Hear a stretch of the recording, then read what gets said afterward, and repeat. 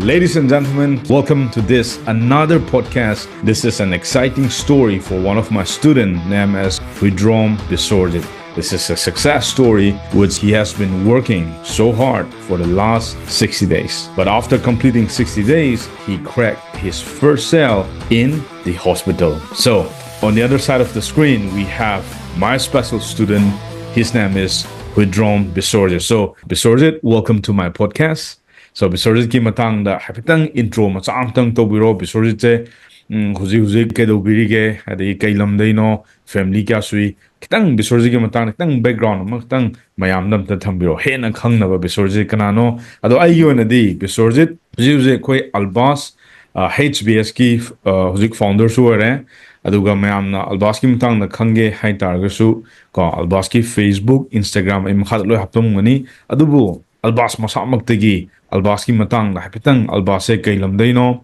ma hoji kai film da kamai tori kholi asina chingba my family ko parents kari ga lonamak Albass se hoji khoi myam hangors. Okay Albass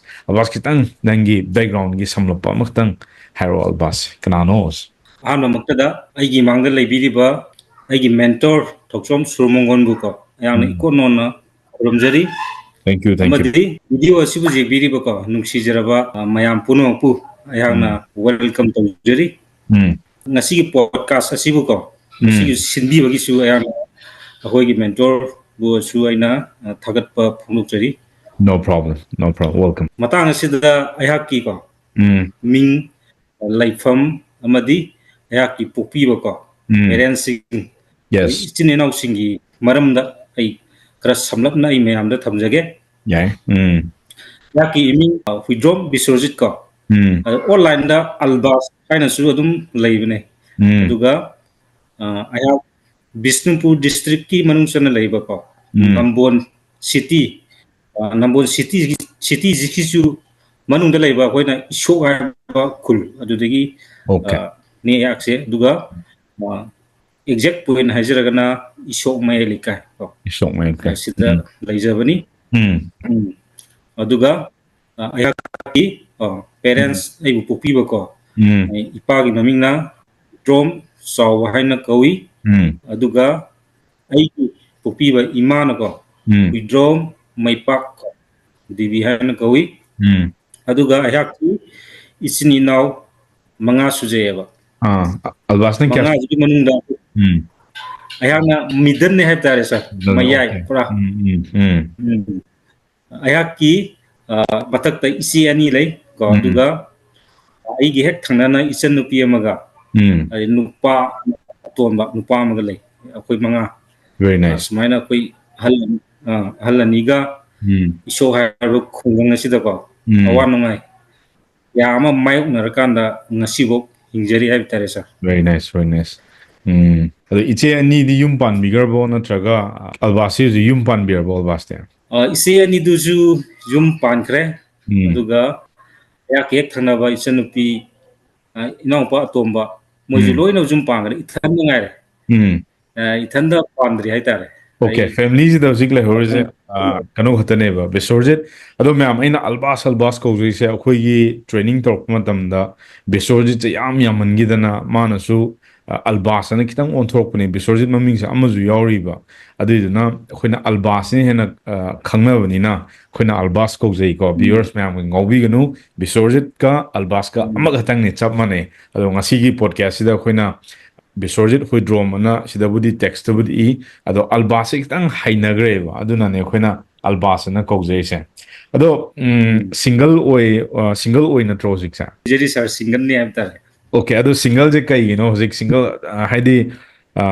songi pamjaba dreams kumam leibra na traga kaina graja lo kai hozik podom single birisibo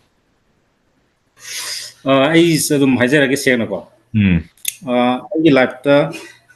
sum honarak pa thabak singje kitang na thaira ko de ai mai pak wi sang je kitang wat pai tare. Okay. Sum na ai na bai kharabudi dum hingba jabi condition di oi ba. Hoi. Ai khara hen na ko kitang hen to na dugumba ama oininga kanda sum lei bai tare adugi pandam do kitang jogo wat ba gi condition amda lei ba. Okay, han sum adugi ski kano je wakhalonje I might be wrong ado aina haijabana Albassna khanje hana ai phasana matik charge matik char matungda aise haidi luhongbagi lambi da khongdarake na khalira natraga huzik matik chawa kitang watli kholi na haidana ado in terms of financially da haidura natraga karma mong di yengino aise na hoi financing gi ju khara ju oire ba ko kitang improve hanu digi ko improve khara lahal kanda tawge na khanba adubu adusu mathakta akhoi family gi burden mayam ko problem sing je ini is now the thokpa problem sing hai tare ko ini wa adu jing du shop taw na ba je ai thakta na maloi tarok ai na da nupa je ai na ahan hai tare ko yes very true moi gi problem solve taw na ba honari ngai je matam je ta khangau de ai tare okay ai ju ai ju problem je solve taw na hona ba smai taw da matam je khangau de adubu ai haujikti plan leire ai gi ko tawrage ai na ko adu ni matam je sei hen to hon ba yadre mane ina da nioi ba jidi jum pandraga di ko hoi gi mahau yaw de sizu am important oidana adi miyoba amo kargadi punsi je hoi nupi oigara nupa oigara hoi luhongdaba myam sulang luhongba myam sulang mani ado kitang leidana pung mari phana hai targadi kanagumba amagadi dum lening doineba punsi nangisu mane generation amdi thamam doinida nangi paina pok targadi natragadi nang mapodum lotion ganiba sum hainabsu leidana ai charon puron ja hoksunu khochanu na hainidana no paajide aduna piba yaurdi na harong ineba ado bisorjet koina sigi kano sida specially sigi podcast sida bisorjet je isok haib na tro sagi daw isok haib ni sa ado sigi kano sida gi horpo matamda osigi mpham da horpo matamda nahawri kani matam haitan angang kani matam na kai gadi pamjarake aduga hujikchina pra tayona amda laidana punsi sa aduju ai haijage sir hoy angang ngai digi ai je lairik to ko adum khara interest laina adum laksa bai tare sport ka kai atai di game di ai dress laite only lairik sida hoina khara adum sare honar ga laksa ne ba okay adaida ina khanjabse karigumba like से फजन तमकान को फजन हाइदी मयाम सखंगबीबा अमदी तौगे हैना आसादी लेजब अदो like सुम तमोरकांदा like तमजे लुसलकांदा को अबसे सुम जारक्ता bye तारे को अदी फंगतबा हजिकी government को मणिपुर पाइतो बुजिजु हौजिती याम लुरे माने बगतन जु जादरे माने मेरिट खतन जु जादरे mayam sange mayam je hen khangbira magani mane aduduna oi aina ju hona ju soiram ju jai ko aina phangde hai tar ju atopa phang ju mayam ler mu jai do ai oina di adumaina thoki dra bai tar aduduna sum matam je aina sum tor ko da sana dra mina matam sum thenglagi ba hoi adigi sumaina sum laire laibdigi hojikse hojipudi yam fare awesome so adu like albasic qualification ni kadai bukum di tambirake aduga hek like tam je hek lo shalaga mipung khudima thabok masam ta phangadi ana khoidum honai dana every student khudima last goal se adi government gi job crack to wa hadi ma fazana financially strong ujarapa adagi hadi my life to fazana secure with ne ba khoina hadi my parents kaina ju pawngani masam na su pawngani the all basket hek like tambalo shala samna that's a graduation har se master har se phd bu har se like tambalo shala matungda al basket kari di yenga keba government job thirakra natraga government job se thiram madai ko aina sum thiram madai ama police ki manipur police ki ama try to khiyeba okay try to give it koina loi lore babazu lore ko loi ne recommend je plug lore matung haidok to khada ngai re ꯍꯥꯏꯗꯣꯛꯇ ꯈꯛꯇꯪ ꯑꯩꯁꯨ ꯉꯥꯏ ꯂꯩꯔꯦ ꯁꯤ ꯉꯥꯏ ꯂꯩꯕꯁꯤꯗ ꯃꯇꯝ ꯈꯔ ꯂꯩꯔꯀꯥꯟꯗ ꯃꯣꯏꯁꯦ ꯄꯨꯔꯥ ꯇꯣꯇꯦꯂꯤ ꯄꯨꯔꯥ ꯀꯦꯟꯁꯦꯜ ꯇꯧꯈꯤꯕꯅꯦ ꯔꯤꯀ꯭ꯌꯨꯃꯦꯟꯗꯨꯃ ꯄꯨꯔꯥ ꯄꯨꯔꯥ ꯀꯦꯟꯁꯦꯜ ꯇꯧꯔꯀꯥꯟꯗ ꯑꯅꯧꯕ ꯔꯤꯀ꯭ꯌꯨꯃꯦꯟ ꯑꯃ ꯇꯧꯈꯤꯕꯅꯦꯕ ꯑꯗ ꯃꯁꯤꯗ ꯑꯩ ꯌꯥꯝ ꯅꯨꯡꯉꯥꯏꯇꯕ ꯍꯥꯏꯇꯥꯔꯦ ꯍꯥꯏꯗꯤ ꯁꯨꯃꯥꯏꯅ ꯊꯣꯛꯄꯁꯦꯀꯣ ꯑꯃꯠꯇꯁꯨ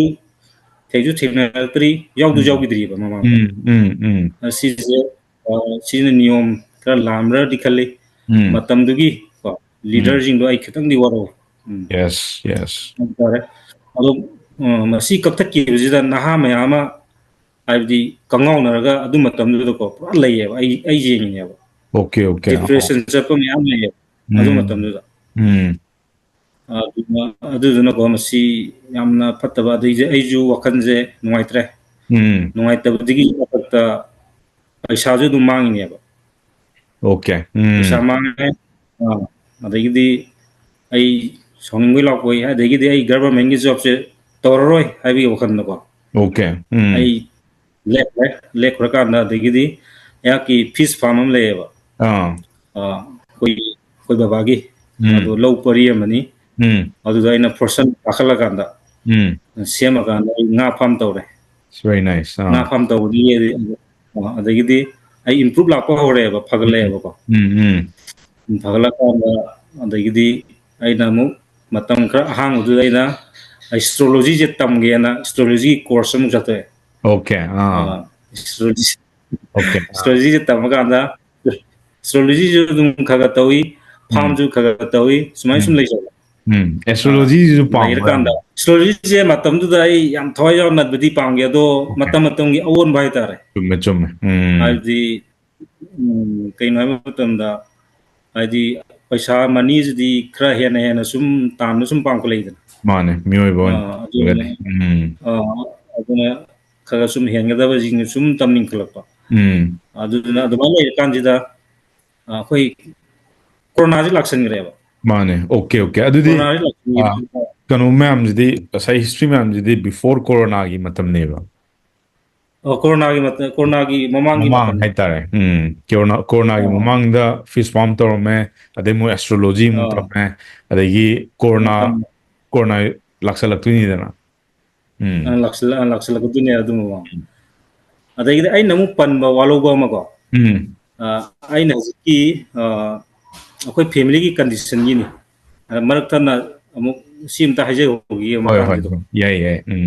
ꯑꯗꯨꯒ ꯐꯦꯃꯤꯂꯤ ꯀꯟꯗꯤꯁꯟꯁꯦ ꯀꯩꯅꯣ ꯍꯥꯏꯕ ꯃꯇꯝꯗ ꯑꯩꯈꯣꯏꯅ ꯄꯣꯛꯇ꯭ꯔꯤꯉꯩꯒꯤꯀꯣ ꯃꯇꯝ ꯑꯃꯗꯤ ꯑꯩꯈꯣꯏꯅ ꯄꯣꯛꯂꯛꯑꯕ ꯃꯇꯝ ꯍꯥꯏꯇꯥꯔꯦ ꯑꯗꯨꯗ ꯂꯩꯔꯝꯕ ꯑꯩꯈꯣꯏꯒꯤ ꯐꯦꯃꯤꯂꯤ ꯀꯟꯗꯤꯁꯟꯁꯦ ꯍꯣꯏ ꯑꯩꯅ ꯌꯥꯝꯅ ꯅꯨꯡꯉꯥꯏꯖꯗꯕ ꯑꯃ ꯂꯩꯖꯩꯑꯕ ꯑꯣꯀꯦ ꯀꯔꯤꯅꯣ ꯍꯥꯏꯕ ꯃꯇꯝꯗ ꯑꯩꯈꯣꯏꯅ ꯄꯣꯛꯇ꯭ꯔꯤꯉꯩꯗ ꯑꯩꯈꯣꯏꯁꯦ ꯂꯧꯁꯤꯡ ꯑꯗꯨꯝ ꯐꯖꯅ ꯂꯩꯕꯀꯣ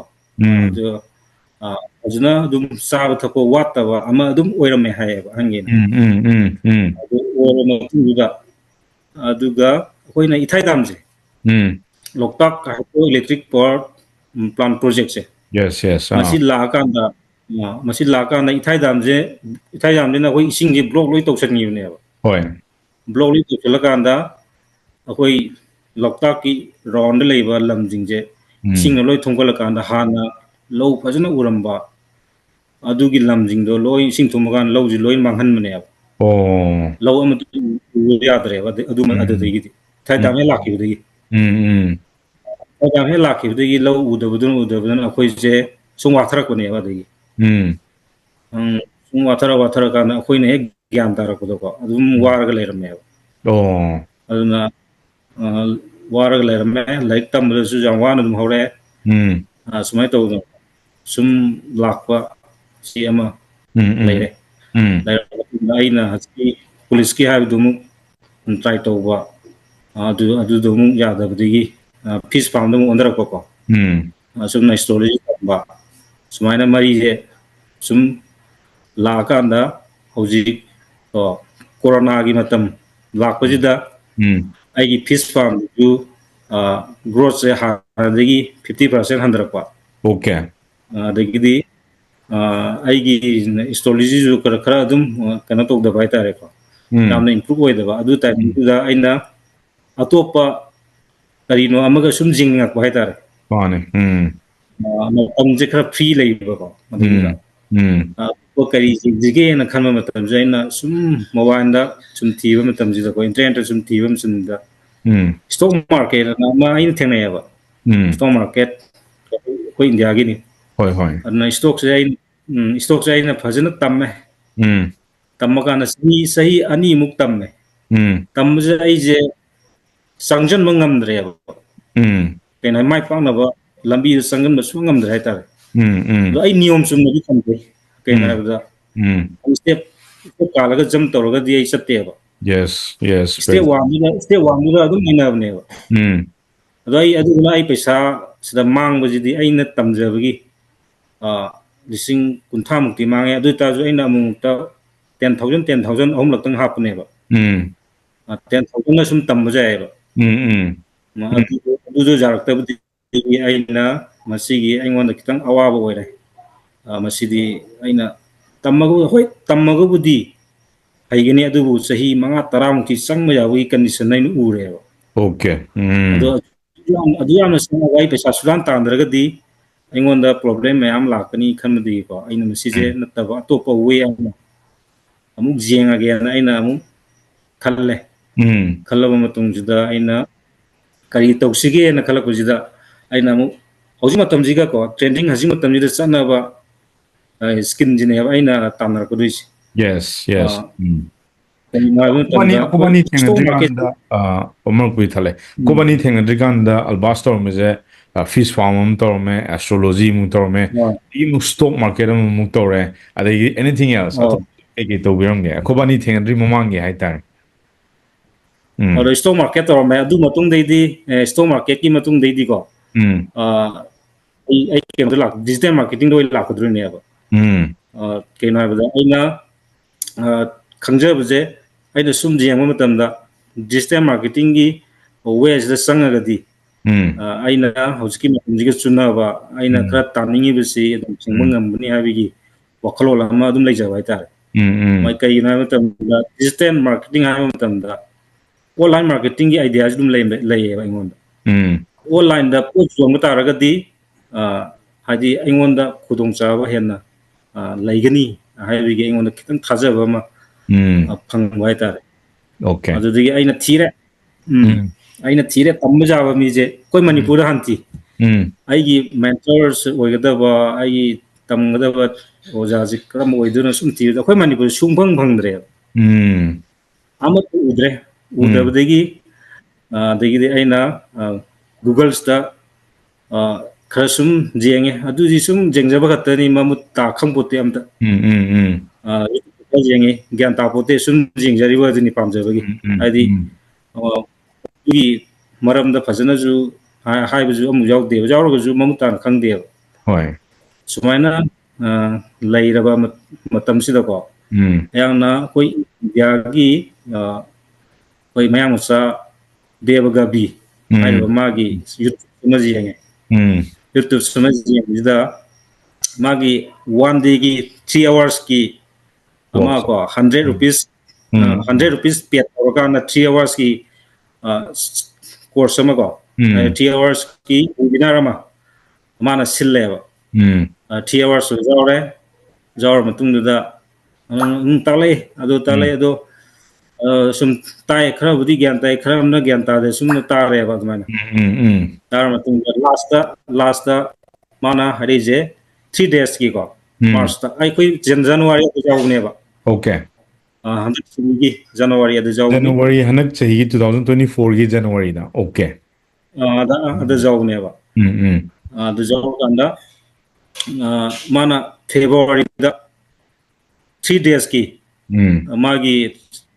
webinar ma tawni sini ka 3 days ki course ma adu da adigi pung ahum gi adra jawwa keno cleansing do adaida mana announce stories lakudriba masasida ai 3 days ki course ma tawni sa join tawbiu adu du kaina 25,000 da 25,000 da join tawbiu arka na magi time matam ma period ma pi okay fix sama si manung tawbiu na ai je tawdi kaina ai ju khalle de 3 days katang ko maina haidunu sinai khalli Okay, okay. adubu aina March yoksalamdaida adum tawbudi jagani haibige wakhandi dum layebako ado aina naksalaga yada naksaloi tawgena adumai sum laingai talaksida aina koi sar ji ai mangda laibiriba koi mentor ji gi video ani hum aina ugre aidi kai aidi YouTube ji phakje nongti gi sura lepte ba Okay. ai so ba thi mina ba Okay, okay. mentor ai khoi da aina khanjer ji khoi maitai ma sam mentor ma phangagadi lairagadi tathok jasin jam nungaina haidi adugi matik mai pangna bo na ba da ko sam nungai gi khanjer adum leija bai ta ha dai Thank you, thank you. ado koi sar gi video je ani ohum je matam da adum khange ba khange ke no aina hana dagi sijigi mentor jina thaglei ba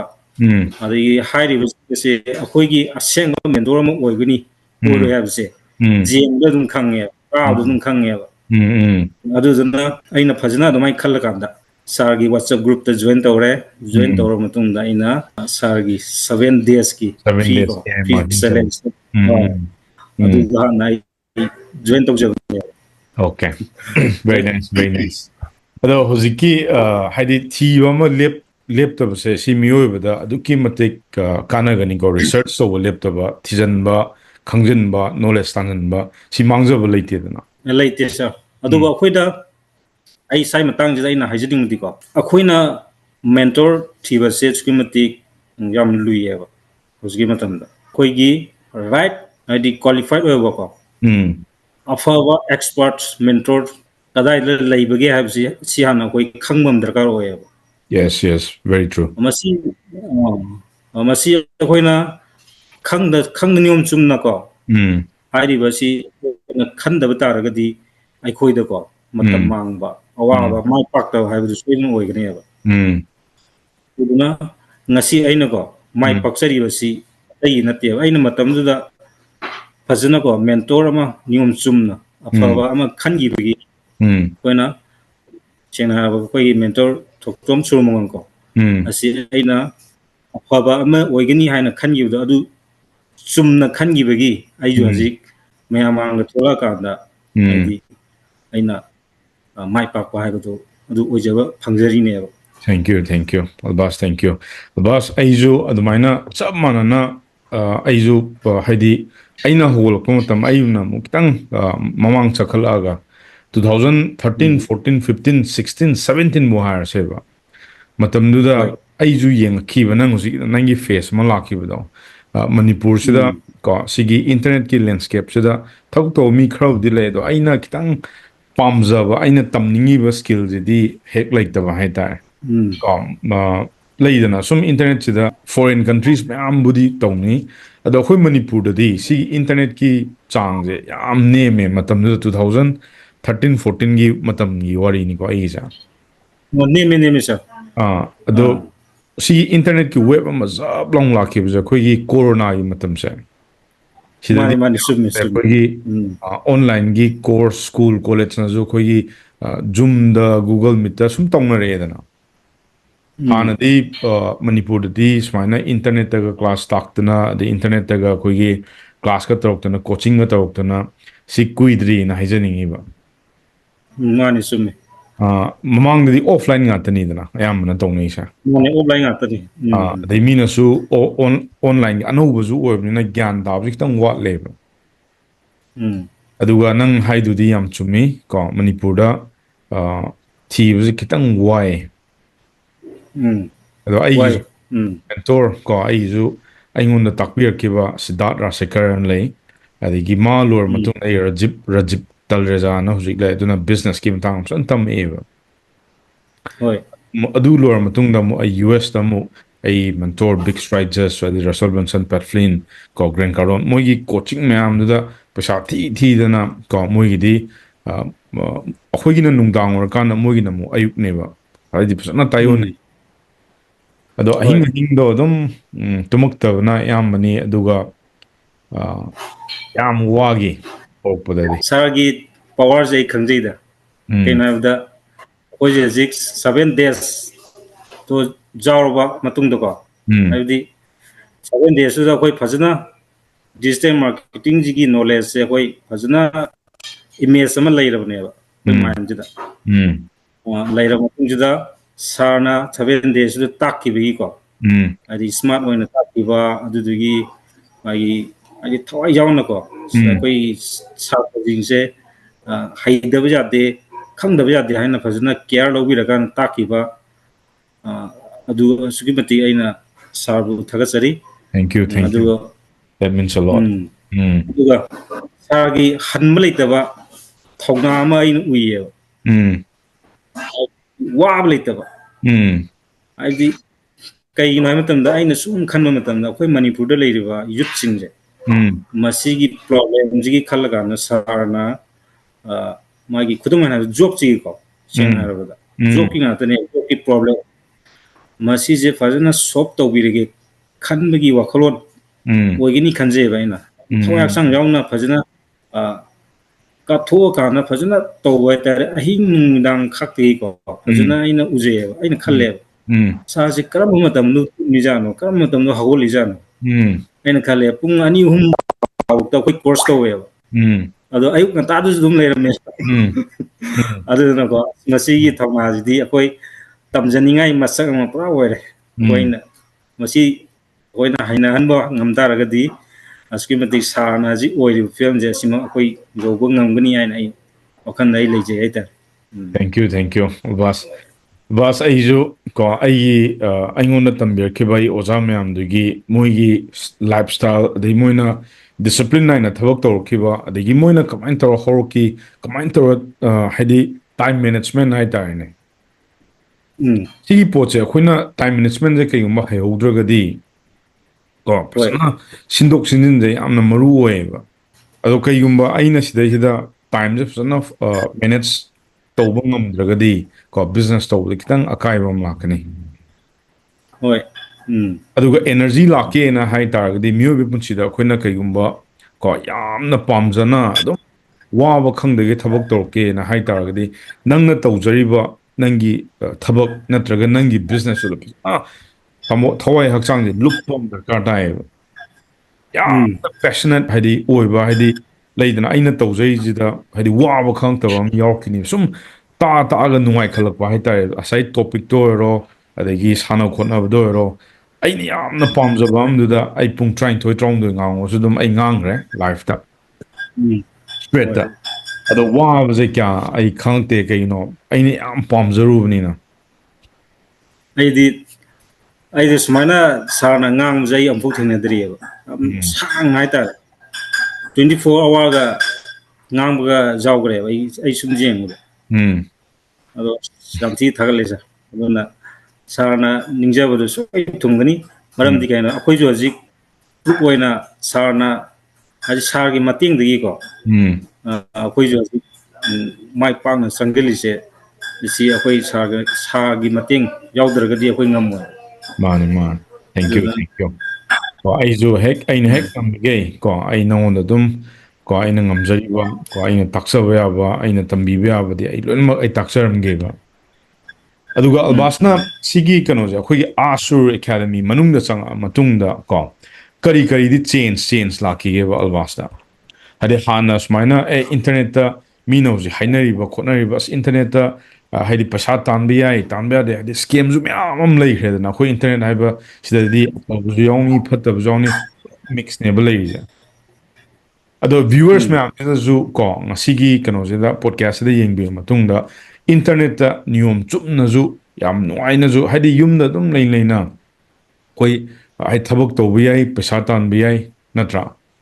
ado kana gumba amana mu akoi seran turana ade mingonda scam do wirga hojik manipur da thok to na te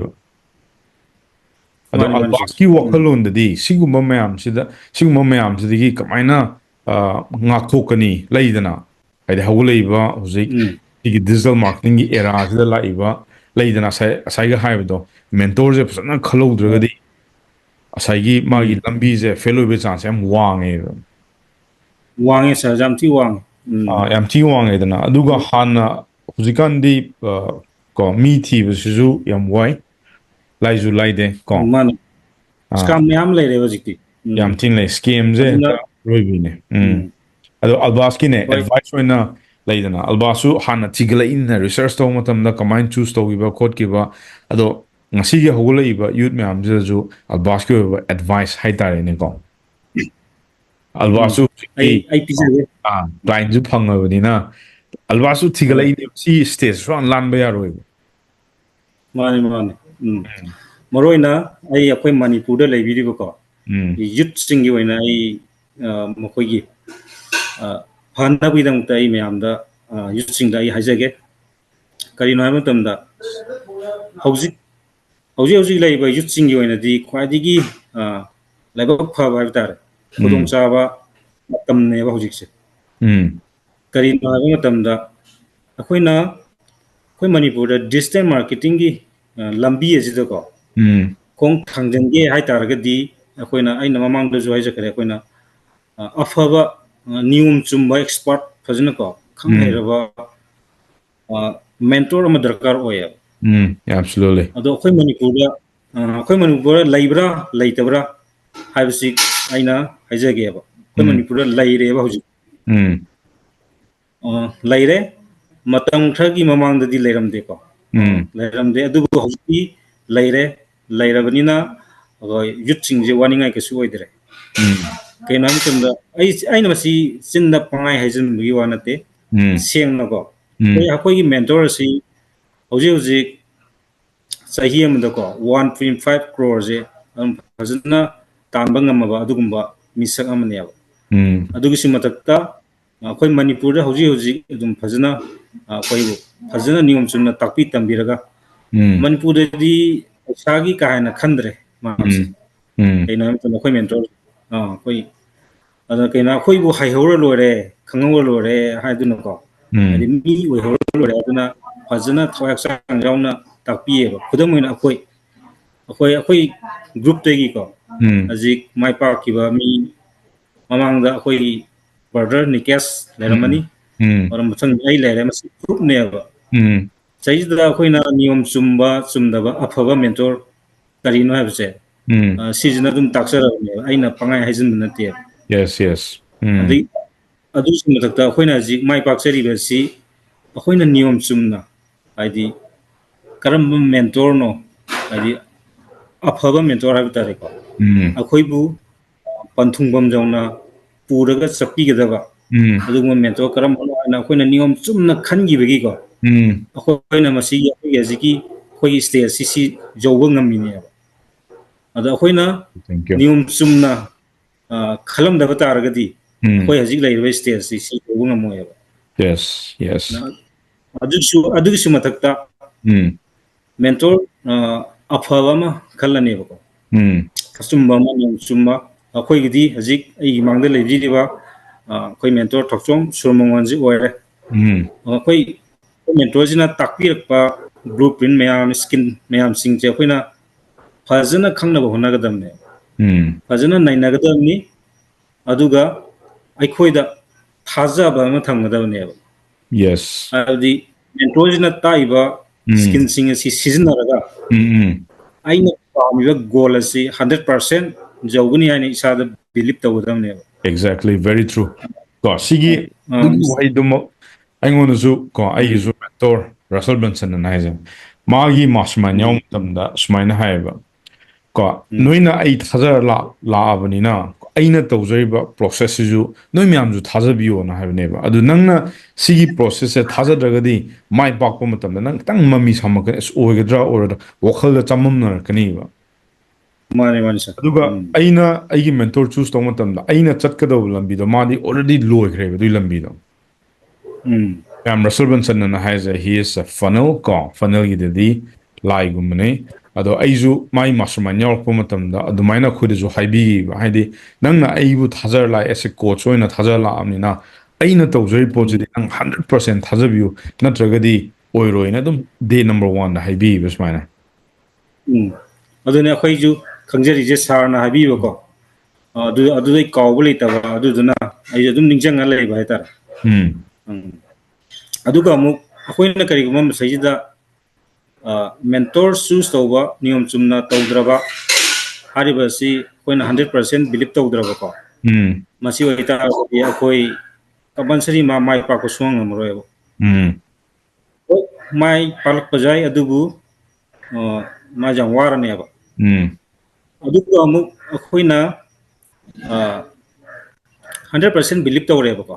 mentor ꯌꯥꯎꯗꯕꯤꯗ ꯑꯩꯁꯦ ꯃꯥꯏ ꯄꯥꯛꯀꯅꯤ ꯅꯩꯅꯔꯀꯥꯟꯗ ꯇꯝꯃꯀꯥꯟꯗ ꯑꯩ ꯃꯥꯏ ꯄꯥꯛꯀꯅꯤ mentor ꯌꯥꯎꯗꯕꯤꯗ ꯇꯝꯃꯦ ꯈꯜꯂꯁꯦꯕ ꯑꯗꯣ ꯃꯥꯒꯤ ꯂꯝꯕꯤꯗꯣ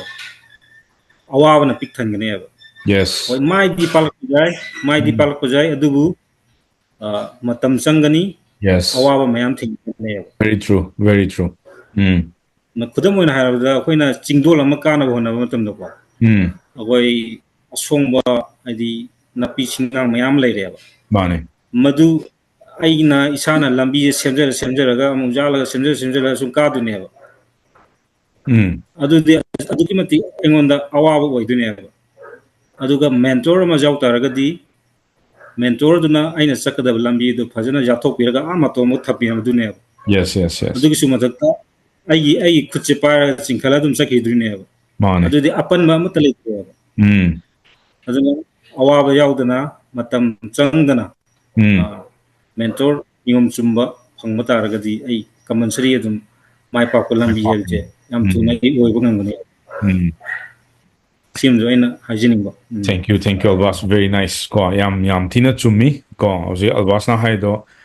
ꯑꯩꯁꯨ something ꯑꯩ mentorꯒꯩꯅꯁꯨ ꯑꯗꯨꯃꯥꯏꯅ ꯂꯣꯏꯅꯃꯛ ꯍꯥꯏꯕꯤꯔꯛꯈꯤꯕ. ꯑꯗꯣ Albass ꯃꯈꯥ ꯇꯥꯔꯛꯄꯗꯅꯦ Albassꯀꯤ ꯄꯨꯟꯁꯤꯗ ko ꯍꯥꯏꯗꯤ ꯑꯍꯣꯡꯕ ꯂꯥꯛꯈꯤꯕ ꯍꯥꯏꯇꯥꯔꯦꯅꯦꯀꯣ ꯄꯣꯏꯟ ꯑꯍꯨꯝ ꯈꯛꯇꯪ ꯍꯥꯏꯕꯤꯕ ꯌꯥꯒꯗ꯭ꯔꯥ Albassna ꯁꯤꯒꯤ Asksur ꯑꯦꯀꯥꯗꯃꯤꯁꯤꯗ ꯖꯣꯏꯟ ꯇꯧꯔꯛꯑꯕ ꯃꯇꯨꯡꯗ ꯍꯥꯏꯗꯤ ꯐ꯭ꯔꯤꯗꯗꯤ ꯑꯩ ꯇꯥꯛꯑꯝꯃꯤ ꯐ꯭ꯔꯤ ꯂꯣꯏꯔꯒ ꯑꯃꯨꯛ ꯄꯦꯗꯀꯤ ꯑꯃꯨꯛ ꯇꯥꯛꯏꯗꯅ 6 days challenge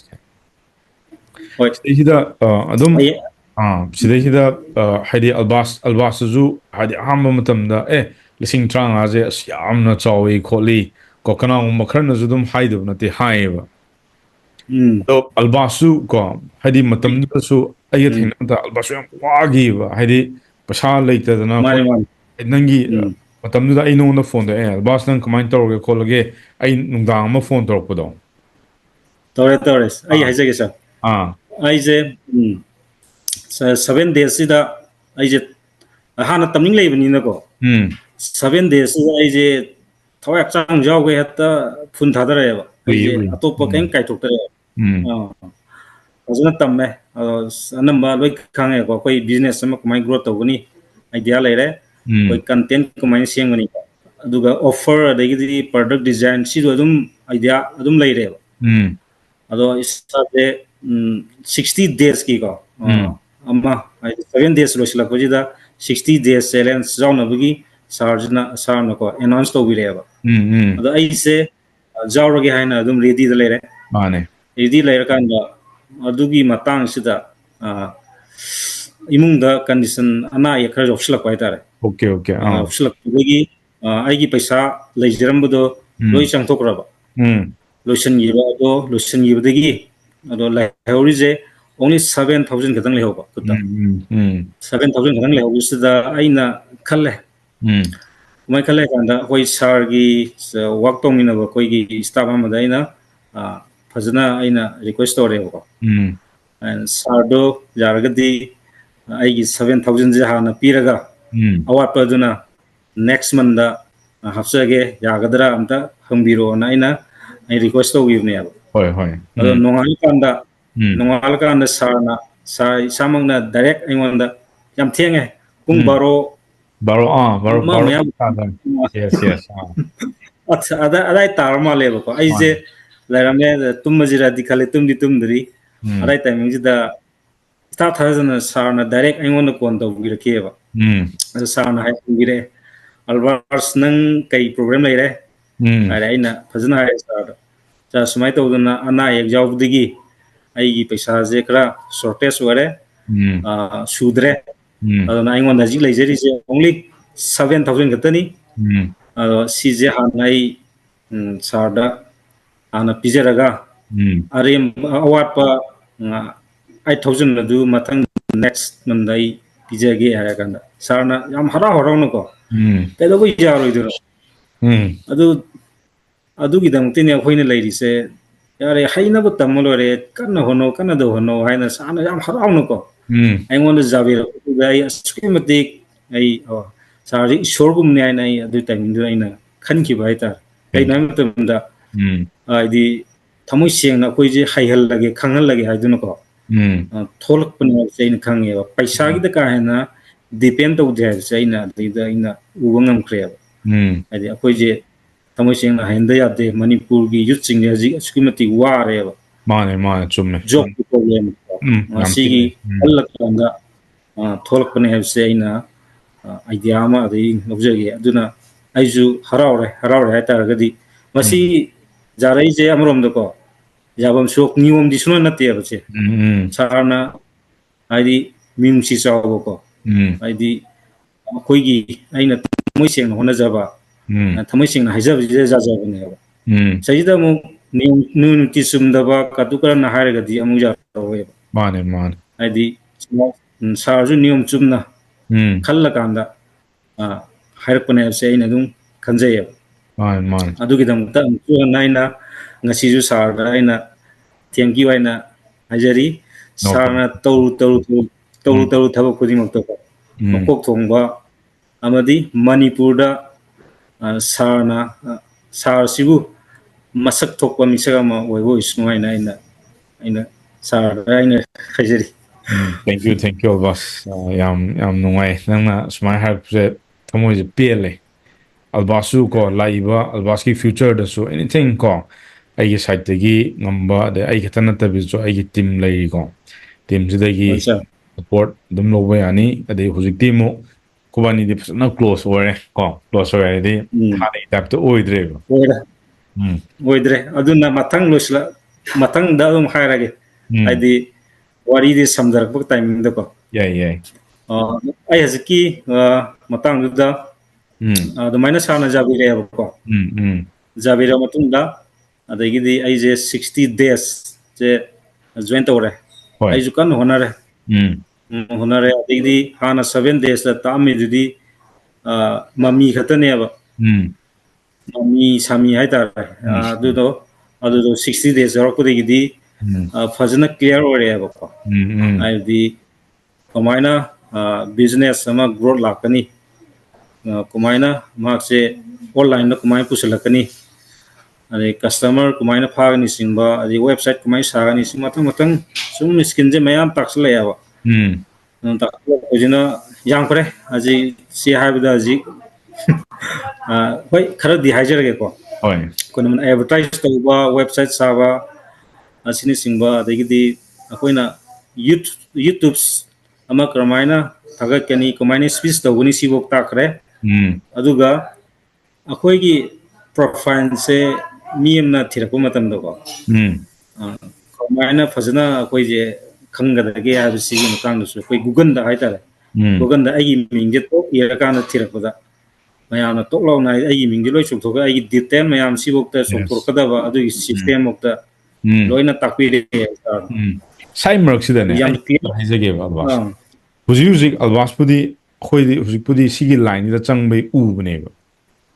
ꯍꯣꯏ ꯁꯥꯔ ꯃꯅꯤꯄꯨꯔꯗ ꯂꯩꯔꯤꯕ ꯕꯤꯖꯤꯅꯦꯁ ꯑꯣꯅꯔ ꯃꯌꯥꯝꯁꯤꯗ ꯍꯧꯖꯤꯛ ꯑꯣꯟꯂꯥꯏꯟꯒꯤ ꯄ꯭ꯔꯖꯦꯟꯁꯁꯦ ꯌꯥꯝ ꯅꯦꯝꯃꯤꯀꯣ ꯍꯥꯏꯗꯤ ꯁꯥꯔ ꯑꯩꯅ ꯆꯤꯡꯗꯕꯗ ꯃꯅꯤꯄꯨꯔꯗ ꯁꯦꯡꯅ ꯍꯥꯏꯕꯗ ꯕꯤꯖꯤꯅꯦꯁ ꯑꯣꯅꯔꯁꯤꯡꯒꯤꯀꯣ ꯃꯈꯣꯏꯒꯤ ꯕꯤꯖꯤꯅꯦꯁꯁꯤꯗꯤ ꯑꯣꯟꯂꯥꯏꯟꯗ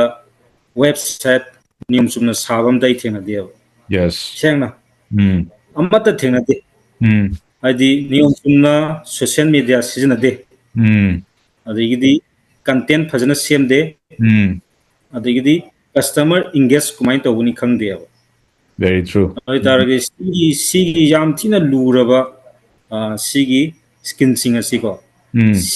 ꯁꯤꯖꯤꯟꯅꯗꯕꯅ ꯃꯈꯣꯏ ꯒ꯭ꯔꯣꯠꯁꯦ ꯁꯨꯡꯂꯩ ꯂꯩꯇꯕꯅꯦꯕ ꯑꯗ ꯕꯤꯖꯤꯅꯦꯁꯁꯨ ꯋꯥꯔꯝꯒꯅꯤ ꯊꯥꯏꯅꯒꯤ ꯇꯥꯏꯞꯇ ꯃꯥꯟꯅꯗ꯭ꯔꯦꯗꯅ ꯊꯥꯏꯅꯒꯤ ꯇꯥꯏꯞꯇ ꯑꯗꯨꯝ ꯇꯧ ꯂꯩꯔꯦꯕ ꯇ꯭ꯔꯦꯗꯤꯁꯅꯦꯜꯒꯤ ꯑꯥ ꯋꯦꯁꯤꯗ ꯑꯗꯨꯝ ꯇꯧ ꯂꯩꯔꯦ ꯎꯝ ꯑꯩꯈꯣꯏꯒꯤ ꯃꯣꯗꯔꯟ ꯁ꯭ꯀꯤꯟꯁꯦ ꯁꯤꯖꯤꯟꯅꯗ꯭ꯔꯦꯕ ꯃꯥꯅꯦ ꯑꯗꯨ ꯇꯧꯕꯗꯤ ꯃꯣꯏꯁꯦ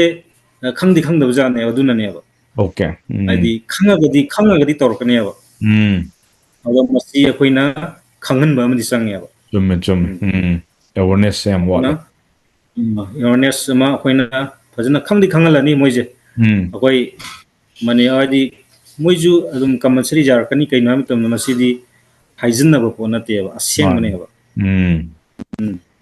akoina ji tawa hore dana aisu ama pare nikes su pare su mathang mathang torok matam ma koi sense khra soi lakani matam khri matam Nikes ki jo yam phajaba am lei pena store do je moi pot tam ngam de na hai ni sidi mane sunna ko hai digital di aduki matik spread to yam thui ba adi Facebook to ro Instagram to ro YouTube to ro Google Ads to ro adagi akhoi gi thaina traditional to mi na lakai da mic kum pa lawba adagi che da khra nap adi poster campaign khra billboards khra thek adagi radio da kai da khra to bane ba hujik matam da di radio do yam kanna pana bai chance am neme adi TV yang mai am neme adu mo ta YouTube to in loi yeng ra izimyan mane hajiti YouTube seng da mi leitre seng right phone di da dum yeng am mani ba nung ti ge Facebook yang da mi leitre YouTube tay ni dana mane aina sar ga thina ri ju YouTube ski mateng da gi ne mane yam thina di kanai ado hausi Manipur da business to biriba myam su digital lize dum ko ai mot di si sina dragadi ko business maning han bai chance am wange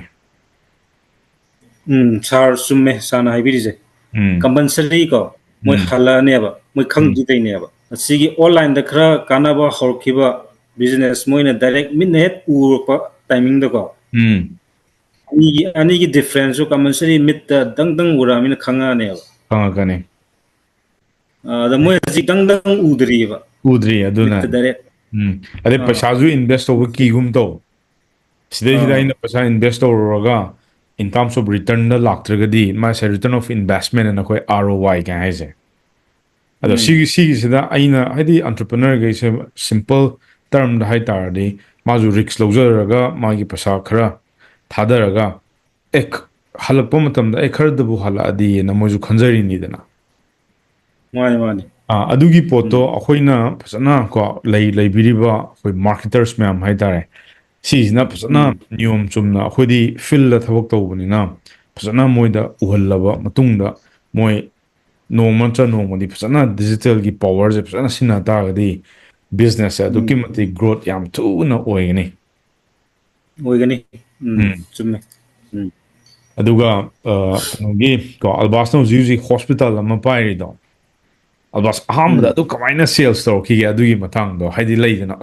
ya birakadra ya biroidra haidi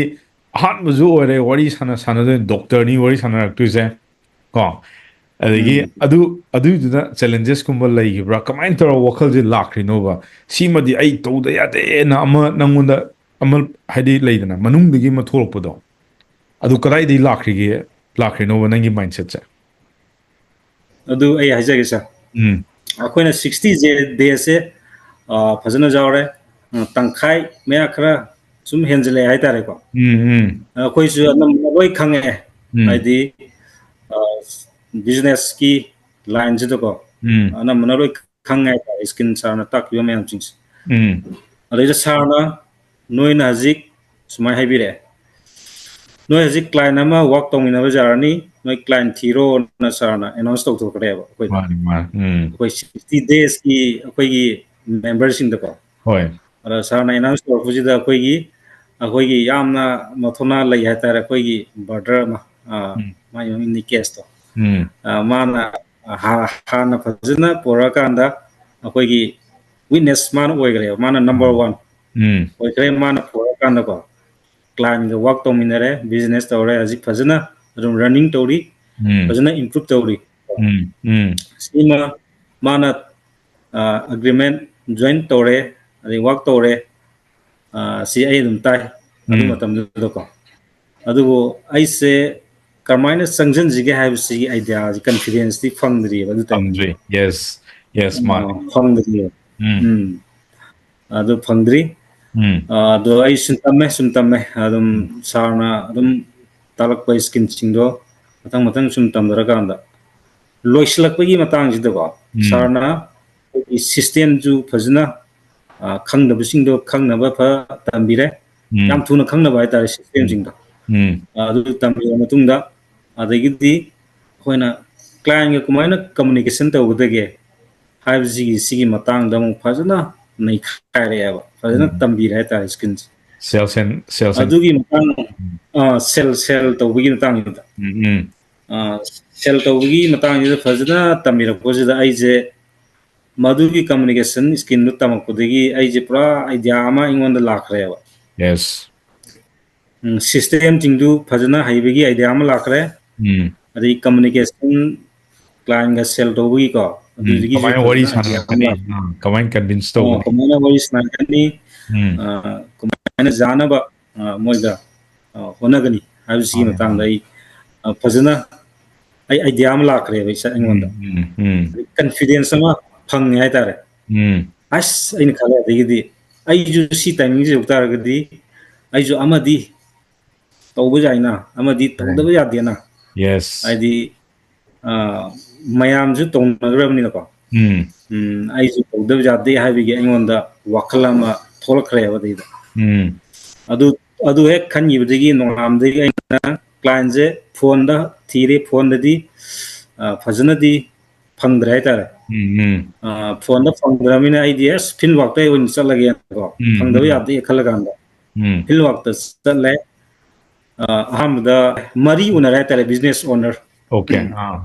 business owner direct ꯎꯅꯗꯕꯁꯨ ꯌꯥꯎꯏ direct ꯎꯅꯕꯁꯨ ꯌꯥꯎꯏꯀꯣ honour ꯃꯁꯥꯃꯛ ꯑꯗꯣ ꯃꯔꯤꯗꯣ ꯄꯨꯔꯥ fail ꯑꯣꯏꯔꯦ ꯌꯥꯗꯦ Okay. ꯃꯣꯏ fail ꯑꯣꯏꯔꯦ ꯑꯗꯨ ꯐꯦꯜ ꯑꯣꯏꯇꯥꯔꯒꯁꯨ ꯑꯩ ꯍꯟꯕꯗꯤ ꯂꯩꯇꯦ ꯑꯗꯨꯕꯨ ꯑꯗꯨꯒꯤ ꯃꯔꯛꯁꯤꯗ ꯅꯣꯡꯃ ꯁꯥꯔꯅ ꯀ꯭ꯂꯥꯁ ꯑꯃ ꯇꯧꯋꯦꯕꯀꯣ ꯀ꯭ꯂꯥꯁ ꯑꯃ ꯇꯧꯕꯁꯤꯗ ꯁꯨꯃꯥꯏꯅ ꯁꯥꯔꯅ ꯍꯥꯏꯕꯤꯔꯛꯑꯦꯕ ꯑꯩꯈꯣꯏ ꯍꯥꯏꯕꯤꯔꯤꯁꯤꯅ ꯀꯔꯤꯗꯒꯤꯅꯣ ꯍꯥꯏꯕ ꯃꯇꯝꯗ ꯑꯩꯈꯣꯏ ꯕ꯭ꯔꯗꯔ ꯅꯤꯀꯦꯁ ꯃꯥꯁꯦ ꯍꯥꯟꯅ ꯑꯃ ꯀ꯭ꯂꯥꯏꯟ ꯑꯃ ꯐꯪꯉꯒ ꯕꯤꯖꯤꯅꯦꯁ ꯋꯥꯛ ꯇꯧꯔ ꯂꯩꯔꯤꯕꯅꯦꯕ ꯑꯗꯨꯒꯤ ꯃꯊꯛꯇ ꯃꯥꯅ ꯑꯅꯧꯕ ꯀ꯭ꯂꯥꯏꯟ ꯑꯃꯒꯁꯨ ꯃꯥꯅ ꯐꯪꯉꯦ ꯁꯤꯅꯤ ꯃꯥꯒ ꯋꯥꯔꯤ ꯁꯥꯟꯅꯕ ꯆꯠꯀꯅꯤ ꯁꯤꯅꯤ Mane, mane. ꯅꯤꯀꯦꯁꯅ ꯁꯥꯔꯗ ꯇꯝꯃꯛꯄꯅꯦꯕ ꯅꯤꯀꯦꯁꯅ Mm. ꯑꯅꯧꯕ ꯑꯃꯒ ꯋꯥꯔꯤ ꯁꯥꯟꯅꯔꯨꯒꯅꯤ Mm. ꯑꯗꯩꯗꯤ ꯁꯥꯔꯅ ꯁꯨꯃꯥꯏꯅ ꯍꯥꯏꯔꯛꯄꯅꯦꯕ Mm. ꯑꯩꯈꯣꯏ ꯃꯌꯥꯝꯗ ꯅꯤꯀꯦꯁꯅ ꯄꯪꯐꯪꯗ ꯐꯪꯉꯤ ꯑꯇꯩꯗꯤ ꯑꯃꯠꯇ ꯐꯪꯗꯦ ꯑꯐꯪꯕ ꯑꯝꯗ ꯑꯗꯨꯝ ꯐꯪ ꯂꯩꯔꯦ ꯀꯃꯥꯏꯅ ꯇꯧꯔꯤꯖꯥꯠꯅꯣ ꯁꯥꯔꯅ ꯁꯨꯃꯥꯏꯅ ꯍꯥꯏꯕꯤꯔꯛꯄ ꯍꯥꯏꯇꯥꯔꯦ ꯑꯗꯨꯒ Yes, ꯑꯃꯨꯛ yes. ꯑꯩꯒꯤ ꯃꯤꯡ ꯄꯜꯂꯀꯥꯟꯗꯀꯣ Mm. ꯑꯜꯕꯥꯁ ꯍꯣꯏꯅ ꯁꯨꯡꯐꯪꯁꯨ ꯐꯪꯗꯦ ꯀꯃꯥꯏꯅ ꯇꯧꯔꯤꯅꯣꯅ ꯁꯨꯃꯥꯏꯅ ꯄꯜꯂꯛꯄ Mm. ꯄꯜꯂꯛꯄꯁꯤꯗ ꯑꯩꯁꯨ ꯑꯗꯨ ꯃꯇꯝꯗꯨꯗ ꯈꯨꯝꯗꯤ ꯁꯥꯔ ꯑꯩ ꯉꯝꯅꯕ ꯀꯟꯅ ꯍꯣꯠꯅꯒꯦ Mm. ꯑꯩ ꯇꯨꯕꯗ ꯑꯩ ꯑꯗꯨꯃꯥꯏꯅꯗꯤ ꯈꯨꯝꯈꯤ Hoi. ꯑꯗꯨꯒꯤ ꯅꯨꯃꯤꯠꯇꯨꯗꯒꯤꯀꯣ Mm. ꯑꯗꯨꯃꯥꯏꯅ ꯍꯥꯏꯗꯤ ꯏꯁꯥꯗ ꯄꯨꯔꯥ Confidence. ꯆꯦꯟꯖ ꯑꯃ ꯋꯥꯈꯜꯁꯦ ꯍꯦꯛꯇ ꯄꯨꯔꯥ ꯕꯦꯔꯥ ꯑꯃ ꯀꯥꯁꯜꯂꯛꯑꯦꯕ ꯋꯥꯈꯜꯁꯤꯗ Okay, okay. ꯀꯩꯒꯤꯅꯣ ꯍꯥꯏꯕ ꯃꯇꯝꯗ Fangdadi yade na honor. Lera. ꯌꯥꯗꯦ 100% ꯑꯩ ꯇꯧꯗꯕ ꯌꯥꯗꯦ ꯍꯥꯏꯕꯒꯤꯀꯣ Mm. ꯑꯗꯨꯃꯥꯏꯅ ꯈꯟꯕꯗ ꯑꯍꯤꯡꯗꯨꯐꯥꯎꯗ ꯑꯩ ꯁꯦꯡꯅ ꯍꯥꯏꯔꯕꯗ ꯑꯩ ꯇꯨꯝꯕ ꯌꯥꯗꯦꯕ Okay. ꯁꯦꯡꯅ ꯍꯥꯏꯔꯕꯗ ꯑꯩ ꯃꯁꯤ ꯐꯪꯗꯕ ꯌꯥꯗꯦ ꯇꯧꯗꯕ ꯌꯥꯗꯦ ꯈꯜꯂ ꯀꯥꯟꯗ ꯑꯗꯨꯃꯥꯏꯅ ꯑꯍꯤꯡꯗꯨ ꯇꯨꯝꯐꯝ ꯈꯪꯗꯅ ꯑꯗꯨꯝ ꯇꯨꯝꯃꯦ ꯑꯗꯨꯒ ꯑꯌꯨꯛ ꯉꯟꯇꯥ ꯍꯧꯒꯠꯂꯦ Mm. ꯑꯌꯨꯛ ꯉꯟꯇꯥ ꯍꯧꯒꯠꯂꯀꯥꯟꯗ ꯑꯩꯁꯦ ꯏꯔꯨ ꯐꯠ ꯌꯊꯣꯛꯑꯀꯥꯟꯗ ꯒꯥꯔꯤ ꯃꯆꯥ ꯊꯧꯗꯣꯛꯑꯀꯥꯟꯗ ꯑꯩꯅ ꯍꯥꯟꯅ ꯎꯅꯈꯤꯕ ꯃꯔꯤꯗꯨꯗꯒꯤ ꯑꯃ ꯂꯩꯌꯦꯕꯀꯣ ꯑꯗꯨꯗꯣ Mm. ꯍꯥꯟꯅ ꯎꯅꯔꯨꯔꯦ Mm. ꯑꯗꯨꯁꯨ ꯀꯟꯐꯥꯔꯝ ꯇꯥꯗ꯭ꯔꯦ Mm. ꯇꯥꯗ꯭ꯔꯀꯥꯟꯗ ꯑꯅꯧꯕ ꯑꯃ ꯑꯩꯅ ꯍꯧꯖꯤꯛ ꯍꯧꯖꯤꯛ ꯑꯦꯒ꯭ꯔꯤꯃꯦꯟ ꯇꯧꯔꯤꯕ ꯍꯣꯁꯄꯤꯇꯥꯜꯁꯦ Yes. ꯁꯤꯁꯦ ꯑꯩ ꯗꯥꯏꯔꯦꯛ ꯆꯪꯁꯤꯟꯕꯅꯦꯕ Mm. ꯆꯪꯁꯤꯜꯂꯀꯥꯟꯗ ꯃꯣꯏꯒꯤ ꯑꯣꯅꯔꯗꯨꯒꯀꯣ Mm. ꯋꯥꯔꯤ ꯑꯩꯅ ꯐꯖꯅ ꯁꯥꯟꯅꯔꯦ Mm. ꯁꯥꯟꯅꯔꯀꯥꯟꯗ ꯃꯈꯣꯏꯒꯤ ꯑꯄꯥꯝꯕꯗꯨ ꯀꯔꯤꯅꯣ ꯑꯩꯅ ꯈꯪꯗꯣꯛꯑꯦꯀꯣ Mm. ꯈꯪꯗꯣꯛꯑꯀꯥꯟꯗ ꯃꯈꯣꯏꯅ ꯄꯥꯝꯃꯤꯗꯨꯗꯒꯤ ꯑꯩꯅ Mm. 2 times 3 times ꯍꯦꯟꯅꯀꯣ ꯑꯩꯅ ꯇꯧꯕꯤꯔꯒꯦ Yes. ꯑꯗꯒꯤ ꯅꯈꯣꯏꯒꯤꯁꯤ ꯑꯣꯟꯂꯥꯏꯟꯁꯤꯗ ꯐꯖꯅ ꯂꯩꯇꯦ Mm. ꯑꯣꯟꯂꯥꯏꯟꯁꯤꯗ ꯐꯖꯅ ꯂꯩꯅꯕ ꯐꯖꯅ ꯁꯤꯟꯕꯤꯔꯒꯦ Mm. ꯍꯥꯏꯔꯀꯥꯟꯗ ꯃꯣꯏꯅ ꯐꯖꯅ ꯑꯦꯛꯁꯦꯞ ꯇꯧꯕꯤꯔꯛꯑꯦꯕ Mm. ꯌꯥꯔꯦ ꯍꯥꯏꯇꯥꯔꯦ Mm. ꯑꯗꯨꯗꯒꯤ ꯍꯧꯖꯤꯛ ꯁꯤꯁꯤꯒꯤ ꯁ꯭ꯇꯦꯖꯁꯦ ꯁꯨꯝ ꯌꯧꯖꯔꯛꯄꯅꯤ Mane, mane. Very ꯑꯗꯣ nice. Mm. ꯃꯁꯤꯒꯤ ꯀ꯭ꯔꯦꯗꯤꯠ ꯑꯁꯤꯀꯣ ꯃꯁꯤꯒꯤ ꯐꯪꯉꯛꯏꯕ ꯔꯤꯖꯟ ꯑꯁꯤ ꯑꯇꯩ ꯀꯅꯥꯝꯇꯅ ꯑꯣꯏꯍꯜꯂꯛꯄ ꯅꯠꯇꯦ Mm. ꯑꯩꯒꯤ ꯃꯥꯡꯗ ꯂꯩꯕꯀꯣ ꯑꯩꯈꯣꯏꯒꯤ Mm. ꯃꯦꯟꯇꯔ ꯁꯤꯅ ꯑꯩꯈꯣꯏꯗ ꯇꯥꯛꯄꯤꯕ ꯇꯝꯕꯤꯕ ꯁ꯭ꯀꯤꯜꯁꯤꯡꯗꯣ ꯑꯩꯈꯣꯏ Mm. ꯑꯗꯨ ꯁꯤꯖꯤꯟꯅꯔꯀꯥꯟꯗ ꯑꯩꯈꯣꯏ ꯐꯪꯖꯕꯅꯤ Very ꯀꯩꯒꯨꯝꯕ nice. ꯃꯁꯤꯒꯤ ꯁ꯭ꯀꯤꯜ ꯑꯁꯤ ꯑꯩꯈꯣꯏꯅ Mm. ꯁꯤꯖꯤꯟꯅꯔꯝꯗꯕ ꯇꯥꯔꯕ Mm. ꯑꯣꯏꯇꯥꯔꯗꯤ ꯑꯩꯈꯣꯏ ꯉꯝꯃꯣꯏꯕ Mm. ꯑꯗꯨꯅ ꯁꯤꯒꯤ ꯃꯇꯥꯡꯁꯤꯗ ꯑꯩꯈꯣꯏꯅ afaba achumba mentor ama choose to ama darka oi habse sigi matang gida ina dum proof oina lejarabane. Thank you. Si hajin. Very nice. Ado Albass tauge na bu khalladi nupa je ngamdi ngambazani ko khoi miyoy ba adi Ai khalle tien graba matam da nangunda itilam lakhibudo ahola gari macha thodoga adui numitu dagi nang start hogreba jatra hai tare nake adi mari amdi nang fail oigrabneba fail nang amuka mu simadi ai tawdabe adi ko har maning halaktabado handi sa give up tawdabida simadi ai tawdabe adi ko na torpudagi ngasi nangnaga haidi leidana ahanbada maina skill leidana khotana hoi hanabdi nang stock tamdana adagi farming kanogi fishing gi tawdana khotana nga farming karigi tawro matungda haidi hospital amaga smaina thabak tawna pangam bajede ai phasana pele Albass yam thi nuai sargi tawiman deni habta ra ayo khanda nang jam hona takki gi aina takpudi chap manana ta eba do class ta yawriba satra mayam jo haidi loinamak nangi type to mo loi success hoiningi neba ado si khotna bada su yam depend tawi adagi isana kitang thawai yawroga hena ko pungning changna khonaba do mai pak pajani da kana gum kharna di harmani chahi anim tamu ahumam tamu tengraba matam ni dana kasu changmudi nate da yamna aduga Albass losalakpada Albass aina Albass tegi aina hangi su khobani naga wari sanai se Albass ko kana khana di thasada bu yawng mani sigisa as moidis maina leidana internet tegi paisa tanba oidabani da kaina khalamgani ko ado Albass mane hoy abiyo sa sidai internet tegi paisa tanba yae na habse Albass na proof ni go mane sa proof ni ado akhoi kana gumba amada sana mateng pangbe ga aseng thabak tu ne akhoi tawjabdi sidai sida mi hapchandana khochandana adagi mi bu kaphandana akhoi amta tawba nate ayuk nungdin nungdang ko Albass na ngasi challenge 60 day challenge aurije kasu nuai challenge se kasu nuai moiba mane sa koi adi waram ngani jangwana adum tamaki hai tare koina tamakpada ahing ko ani ahum buk ka yauki ado tumdabida hai tare aduna khanga kanda ado maina tamakpa sana taksegi skin jingdo koina phajana nainajaba ko adudugi mahina su kradi dum oire aina joina dum khanjai na adugi sumukta aina su mamang dum haijegi akhoi se thawai jawba ko believe to wai ta si asuki darkar oye akhoi aina thajaram daba taragadi aigi hajik phangiba policy phangdabju jayaba mane aduna ojana taiba skin singje phajana thajabiba phajana tambiba ko masina su mai pakpada yamna thugadaba masa ama oyeba aina awesome ado akhoi 60 day 60 day tamakoda yam theng tamme adeida aina mu khanjari jina ko ithanda ko adi akhoi aina tamakibada adumaina thianaga tamma soyawde ini atai do ko ado tamakosida akhoi gi mentor je sidi masa je sokta bu suni leite ya hanba leite ai tare ai magi will magi power je ai sum khalline si kamai toija no ai sum kan bai tar adi yamna akhoi na tamjaningai masa am koiba ti targadi sumaina ju akhoi na tawtargadi sar na hajik mentor jin hajik jawri stage akhoi jawkani habigi wakhanda ina puja bai tare sijigidi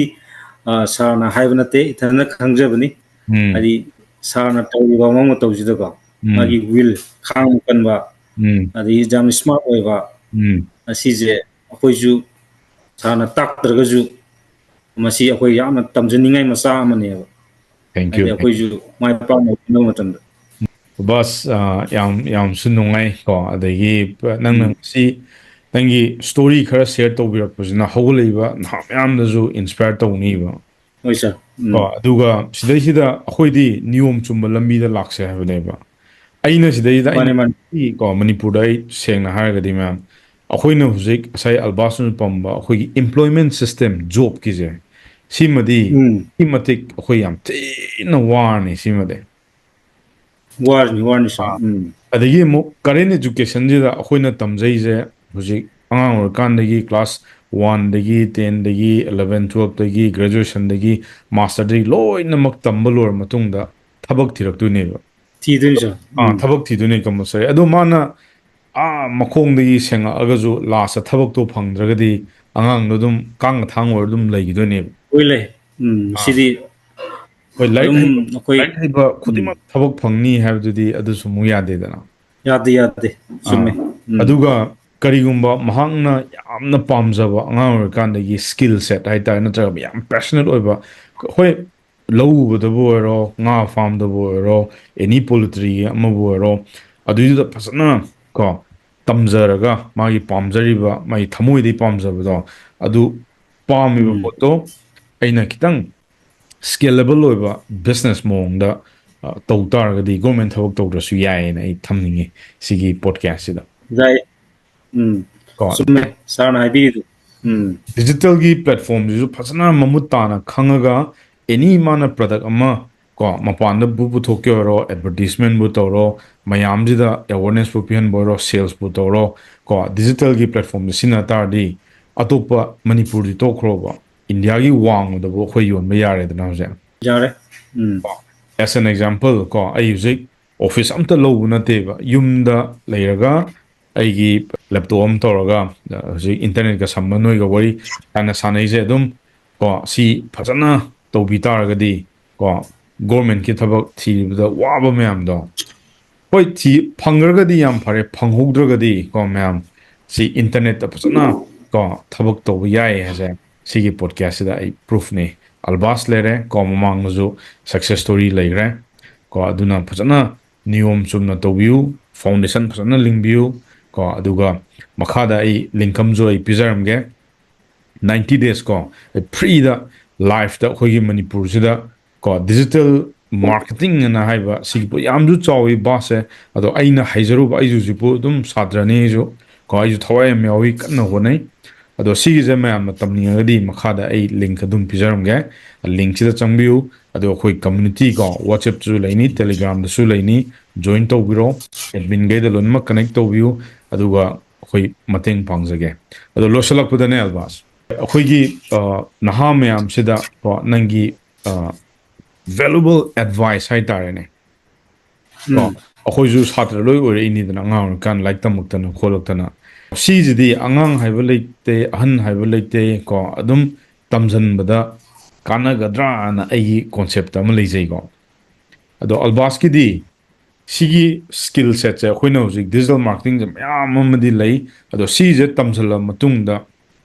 magi future ja adi albasu kamaina khanbi ge ba hojik pudi albas founder ore dana albas his yes and aiza sigi skill je tamjallagadi ko hadi magi punsigi mana government thawak phangudre juma awabadi lei roiba mane kop che dum chawe ba aina yeng pom matamda any samna si require oram gadrana ina khanje ado albaski wakalon di sin nahame am seda ko sigi skill set set tamok targadi kyam kanagani future da ado hapitang thambiramone last one ai hajage akoi hauski matam da ko akoi gi youth sing hatare ko akoi na amniba education system si ko asi kari na matam da akoi aina seng na harabada akoi na master bo ada graduate bo ko sumna tamma kanda masi loiro matungda akoi na anoba job ama mu try to ya adi kari ma job tu na phangagadi job se tai na te ba na mana akoi try to ni je government job to ngata ne mane government job tu na phangagadi okay pare phangogda ba singi dagi oitar gadi makoi na la du adi atop skin ju haiter bani na government job to hold ko matamje dum mangala kanda adi tawkham khangde bi ko adi wakhan do khandar kanda anam na doi legel le hoi ado masigi problem si ko adi adum thokne ba kaina matamda akoina government gi job sidi only percent khajigata ne ba akoina mai akoina youth sing je phang duri ada sida mayam do hupsalaga pulap changjan mutaragadi ayam saruk tudi adum lehu tarane hoi khara khatane dum khan gi duis man ada mastang ida ina hajani na ko adum na kari gumba hoi tam da budi japute ko education je koina tamabda ai mota ko class 12 odang tamaba ko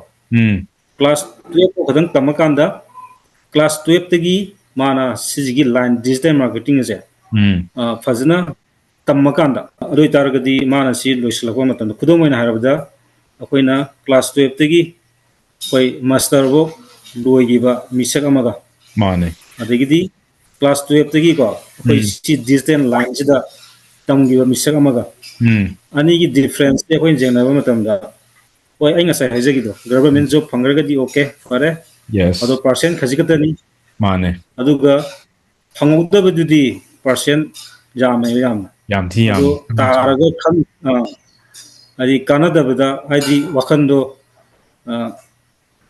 oidune ba haibta kai na matamda maana tawjiriba tamjiriba do government job phangdra taramina ko atopa way amadagi earn tawnabagi lambi do khangdre mane khangdramina business tawju ngamoy hairoi kai na matamda adudi business ki lambi nate ana kangong naraga layani haitare kayumba government job to do taragadi aduga hairiba akhoi digital marketing line asida tamowa singdo adu oiba taragadi mana sahi manga sida ko tamakku matamda yani asugi mate yamna tankrani kayna matamda 1 year do ko lakh mayam talane ba dumina habada 1 crore tamagi jamna percentage jamna wange aduduna somdadi master lorkana thabo mu thirakadune hoi somduna master mana masalo losala ko somdadi lakh mayam taladune ani different stuff aduna sidi mango sudai leroi aidi sijibu het tamgraba ko business ki line ni sida we khangraba aidi job ki problem di amatta leroi habta sa aduga marakta mana sahi manga jogdringa su adum tangdrine ba anduni aina sahi manga matung haijabu ani somdadi master loina hona badama di paisa tamdi lena andagi bisa adum lo tamduni ba somdadi sengna harabadama sahi amatang hana tamgiba hobudi ko sahi amagi matung dagidi adum tama horodune ba organic sahi manga da adum talapaga adum talakanda adi market life adu ko mana ninjari bu ko financial gi freedom amo ge habju deadline wo ngamne ba aduna last line hajning di education system je hojik oi manipur da sanai ba education system je kra semto haning haitar yes very true da akhoi gi digital marketing gi education system je kra hapsan haningi haitar ina ko every college matam jiga hapsan matar magi curriculum masi every college da hapsan matar gadi government job phangjagiduna phangjagare phangauda dingdo do moidi business tawraga dum hinjare itabi akoina job ki problem se amatal leira roeba mana aina masana ki jutting da ko bi aina masana sada thok bi jare aduna hojiki jutting da ina sumaina thamjaningi ba sigi education system je sigi khenabas very nice tawri ne ba aidi hoji jong akoi aji kongang lekai kongang jida master ba bl ba mayam leyeba damane business waite are government job to phangudre tawgam khangdana adum karino ama macha dum pangok tor pangai leyeba asi business line tamukta ragadi adum ikhraduneba ini means or ma adum basar tangrani ꯁꯤꯁꯦ ꯇꯧꯕ ꯇꯥꯔꯦ ꯈꯨꯗꯝ ꯑꯣꯏꯅ ꯑꯩ ꯍꯧꯖꯤꯛ ꯀꯣ ꯌꯥꯝꯅ ꯑꯩꯗꯤ ꯇꯦꯜꯂꯦ ꯈꯜꯂꯦꯕ ꯐꯦꯕ꯭ꯔꯨꯋꯥꯔꯤꯗꯒꯤ ꯍꯧꯖꯤꯛ ꯖꯨꯟ ꯍꯥꯏꯇꯥꯔꯦꯀꯣ ꯁꯤꯒꯤ ꯁꯤꯗ ꯑꯩ ꯍꯧꯖꯤꯛ ꯑꯥꯔꯅꯤꯡ ꯇꯧꯕ ꯍꯧꯔꯗꯣꯏꯅꯦꯕ ꯁꯤ ꯑꯃꯔꯣꯝꯗ ꯑꯩ ꯌꯥꯝ ꯇꯦꯜꯂꯤ ꯈꯜꯂꯤꯅꯤ ꯑꯗꯨꯕꯨ ꯑꯩꯈꯣꯏꯅ ꯇꯝꯒꯗꯕ ꯀꯣ ꯃꯌꯥꯝꯗꯤ ꯂꯩꯔꯤ ꯑꯗꯣ ꯑꯩ ꯍꯧꯖꯤꯛ ꯀꯩꯝꯇ ꯀꯤꯗ꯭ꯔꯦ ꯀꯩꯒꯤꯅꯣ ꯍꯥꯏꯕ ꯃꯇꯝꯗ ꯑꯩꯒꯤ ꯃꯥꯡꯗ ꯃꯦꯟꯇꯣꯔ ꯑꯃꯀꯣ ꯁꯥꯔ ꯊꯣꯛꯆꯣꯝ ꯁꯨꯔꯃꯪꯒꯣꯜ ꯍꯥꯏꯔꯤꯕꯁꯤ ꯂꯩꯕꯅꯤꯅꯀꯣ ꯑꯩꯅ ꯑꯦꯅꯤ ꯄꯜꯂꯛꯄ ꯑꯦꯅꯤ ꯑꯩꯅ ꯈꯪꯗꯕ ꯍꯥꯏꯇꯥꯔꯦ ꯑꯗ ꯈꯨꯠ ꯄꯥꯏꯔꯒ ꯑꯗꯨꯝ ꯆꯤꯡꯈꯠꯂꯒ ꯂꯩꯔꯗꯧꯕꯅꯤꯅꯀꯣ ꯑꯩ ꯁꯤꯒꯤ ꯂꯝꯕꯤꯁꯤꯗ ꯑꯩ ꯑꯋꯥꯕ ꯀꯩꯝꯇ ꯂꯩꯇꯦ ꯑꯗꯒꯤꯗꯤ ꯍꯟꯊꯕ ꯀꯩꯝꯇ ꯂꯩꯇꯦ ꯑꯩ ꯃꯥꯏ ꯄꯥꯛꯇꯕ ꯌꯥꯗꯦ ꯑꯩꯅ ꯌꯧꯔꯤꯕ ꯇꯥꯔꯒꯦꯠ ꯑꯗꯨ ꯌꯧꯅꯕ ꯆꯠꯀꯅꯤ ꯍꯥꯏꯅ ꯑꯩ ꯁꯤꯒꯤ ꯋꯥꯈꯜꯗꯨꯗ ꯑꯩ ꯑꯗꯨꯝ ꯂꯩꯖꯩ ꯍꯥꯏꯇꯥꯔꯦ ꯃꯥꯅꯦ ꯊꯦꯡꯛ ꯌꯨ ꯑꯜꯕꯥꯁ ꯀꯣ ꯑꯜꯕꯥꯁꯀꯤ ꯃꯃꯜ ꯌꯥꯝꯕ ꯋꯥꯍꯩ ꯃꯌꯥꯝꯗꯣ ꯌꯥꯝ ꯐꯖꯩ ꯑꯗꯣ ꯇꯥꯕꯤꯔꯤꯕ ꯚ꯭ꯌꯨꯋꯔꯁ ꯃꯌꯥꯝꯗꯨꯁꯨ ꯀꯣ ꯉꯁꯤꯒꯤ ꯄꯣꯗꯀꯥꯁꯁꯦ ꯃꯌꯥꯝꯅ ꯅꯨꯡꯉꯥꯏꯕꯤꯔꯒꯗꯤ ꯀꯣ ꯃꯈꯥꯗ ꯁꯣꯝꯒꯤ ꯃꯃꯜ ꯌꯥꯝꯂꯕ ꯀꯣꯃꯦꯟꯇ ꯇꯧꯕꯤꯔꯝꯃꯨ ꯑꯗꯨꯒ ꯁꯣꯝꯒꯤ ꯂꯩꯗꯅ ꯈꯪꯅ ꯆꯥꯟꯅꯕ ꯑꯗꯒꯤ ꯃꯔꯨꯞ ꯃꯄꯥꯡꯒꯤꯗꯁꯨ ꯀꯣ ꯄꯣꯗꯀꯥꯁꯁꯤꯕꯨ ꯃꯌꯥꯝꯅ ꯁꯤꯌꯔ ꯇꯧꯕꯤꯔꯝꯃꯣ ꯑꯗꯨꯒ ꯂꯥꯏꯛ ꯇꯧꯕꯤꯔꯝꯃꯣ ꯑꯩꯈꯣꯏ ꯀꯝꯃꯨꯅꯤꯇꯤꯗ ꯖꯣꯏꯟ ꯇꯧꯅꯤꯡꯉꯦ ꯍꯥꯏꯇꯥꯔꯁꯨ ꯃꯈꯥꯗ ꯑꯩꯈꯣꯏꯒꯤ ꯂꯤꯡꯛ ꯊꯥꯖꯖꯔꯝꯒꯦ ꯑꯦꯅꯤ ꯆꯦꯂꯦꯟꯖ ꯀꯣ ꯐ꯭ꯔꯤꯗ ꯃꯌꯥꯝ ꯑꯃ ꯇꯥꯛꯄꯅꯤ 90 days 7 day challenge ꯑꯗꯒꯤ 6 day challenge ꯄꯥꯝꯕꯤꯔꯒꯗꯤ ꯀꯣ ꯃꯈꯥꯗ ꯄꯤꯔꯤꯕ ꯂꯤꯡꯛꯁꯤꯗ ꯉꯁꯤꯃꯛ ꯖꯣꯏꯟ ꯇꯧꯕꯤꯔꯣ ꯁꯣꯝꯕꯨ ꯑꯩꯈꯣꯏ ꯍꯦꯜꯞ ꯇꯧꯖꯒꯦ ꯁꯣ ꯃꯌꯥꯝ ꯑꯗꯨ ꯑꯣꯏꯇꯥꯔꯒꯗꯤ ꯀꯣ ꯉꯁꯤꯒꯤꯗꯤ ꯀꯥꯏꯅꯔꯁꯤ ꯑꯗꯨꯅ ꯅꯦꯛꯁꯀꯤ ꯑꯦꯄꯤꯁꯣꯗꯇ ꯑꯃꯨꯛ ꯑꯩꯈꯣꯏ ꯊꯦꯡꯅꯔꯁꯤ ꯈꯨꯔꯨꯝꯖꯔꯤ everyone. Take care.